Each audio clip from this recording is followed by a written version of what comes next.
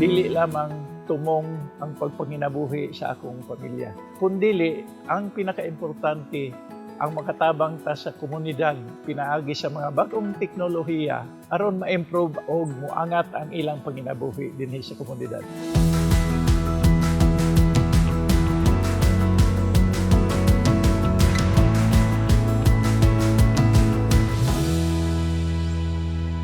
In the picturesque high altitude of Barangay Ompao, Tarragona, Mati, Davao Oriental, lies Adams Haven, a farm tourism destination which offers complete flora and fauna to its guests. With breathtaking views, fresh mountain air, and a wide array of agricultural activities, Adams Haven not only aims to provide visitors with an unforgettable experience in the heart of nature, but to be an agent of change in uplifting its community.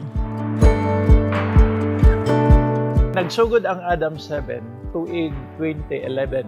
Connected pa ko sa munisipyo sa Tarragona ug sa dihang na-approve ang among proposal nga farm to market road. Nainganyo ko nga mangita og luna aron masugdan nako ang pagpangapi. Ug gikaluy-an ta sa Ginoo nakita nato kining lugar ug nagsugod pag-venture namo ang pagpangapi. Kay kining nga lugar daan na nga kapihan sa mga taga dinhi sa Barangay Ompao.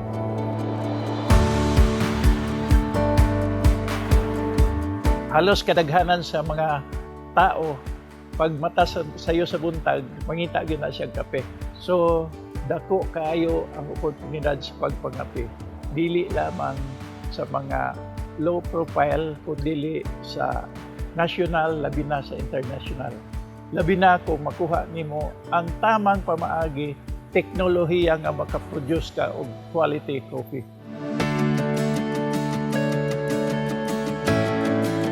Tanang butang dinhi sa kalibutan naagi mga problema. Una, adaptability sa komodidad sa pagpangapi. Naanad na sila og mga short term, kanang mais, gulay o uban pa. Ang pagpangapi manggod, it will take time bago ka maka-income. So kinahanglan magpakita ka og sample nga kining imong proyekto sa pagpanguma sa kape. Epektibo og mahimong sustainability og modako gyud ang imong income. Ikaduha, dawaton ba ang teknolohiya sa mag-uuma? Dako kaayo og puntos kanang mosunod ta sa mga bagong teknolohiya diin makapadali og makapa-improve nga makaproduce ta og quality coffee. Ug ang ikatulo of course ang gitawag nato nga peace and order. Despite the challenges, Ariel did not back down and started to work on his farm by hiring local farmers and helpers on a project basis. Sa una nga wala pa pud ning Adams Haven, lisod jud ni kay dire kay wala ni dalan. So ang among mga income sa una, among mga produkto dire, sa UT lang din ginadala na mo 5 ka kilometro bago pa namo mahatod sa city. So layo kaayo. Then pag kuha na ni Sir Ariel dire, ganam-anam na niya nga dire na siya, murag naanay ka improvean pud sa mga tao kay okay na ang karsada din. Nag-apil-apil na ko og mga seminar, ginakuha namin ni Sir Ariel. Hantod, nag-stay na ko sa iya og nagpuyo ko sa iya na dire.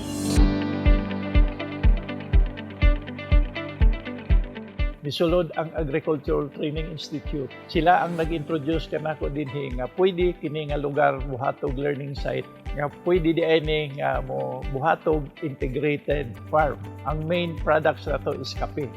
Integrated farm in the sense nga magkape ka for the long term, mangita ka pud og panginabuhian nga makahatag og income in a short term basis. Aside sa coffee, nag-focus po sa livestock program sama sa babuyan, manukan, o presently karon nag-concentrate sa expansion sa rabbit production. Naghanap po tayo mga expansion sa high value na mga prutas sama sa durian, mangustin, rambutan, guyabano, avocado, high value vegetables nagsugod na punta. Ug unsa pa mga oportunidad nga ihatag sa national government.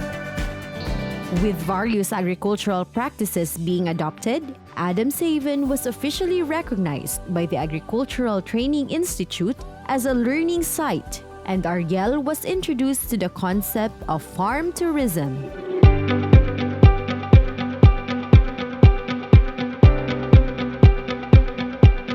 Before ko na scholar, isa ko ka OFW sa Macau.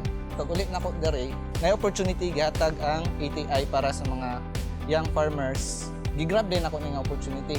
Nakita na ko nga dako kay matabang sa kuha. Naka-interest ko sa agriculture, bisag asa ta mo abot. Sa agriculture gyapon nato ginakuha ang ato ang daily nga pagkaon. Na-realize na ko ang ginaingon nila nga never stop learning. Kabalo naman tamanan nung daan, pero napagidi mas nindot pag sulod nako diri. Napay tama nga pamaagi nga dili lang bara-bara basta-basta. Daghan mig natun-an dinhi sa Adams Haven ilabi na sa pamaagi sa organic agriculture. Usa sa akong natun-an dinhi ang paggamit sa ihi sa rabbit dito sa iyahang kape, which is dali ra mawala tong mga aphids nga naa dito sa tunggoy nga maka-prolong sa pagdako sa kape. Since nga nasulod ko sa ATI, daghan sila og programa nga makapadasig sa mga kabatan-unan nga unsay kaayuhan gid sa agriculture. From a simple coffee plantation into a thriving agritourism site, Adams Haven has come a long way, embracing the spirit of growth, innovation, and sustainability. Naa natay 12 workers. Diin nakita na pod nako ang impact sa ilaha.